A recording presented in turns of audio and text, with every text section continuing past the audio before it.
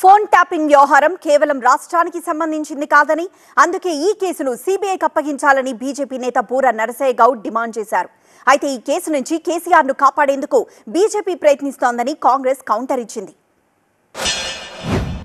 వెంటనే సూత్రధారుల్ని కూడా మీరు చట్టమైనటువంటి చర్యలు తీసుకోవాలి.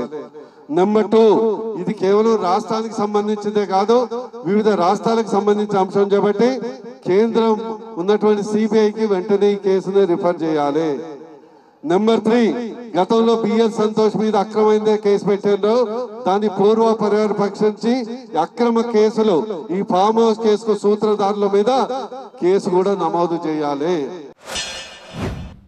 నిన్నటి పార్లమెంట్ ఎన్నికల్లో మనకు తెలియదు కాదు, బీఆర్ఎస్ పార్టీ ఏ విధంగా బీజేపీకి కొమ్ము కాసిందో, దానికి ప్రతిగా బీజేపీ ప్రత్యుపకారం ఏదైతున్నదో బీఆర్ఎస్ అధ్యక్షుడు కేసీఆర్ గారిని ఈ నేరంకి వెళ్ళి బెయిల్అవుట్ చేయాలి, ఏ విధంగా కాపాడాలి అనేటువంటి ఒక తాపత్రయంతో ఈ అంశాన్ని పక్కదారి పట్టింపు చేయాలనేటువంటి ఒక ఆలోచనతో ఈ నిరసన దీక్షలు చేస్తుంటే యావత్ రాష్ట్ర ప్రజానికే గమనిస్తుందని చెప్పి అంటున్నాను.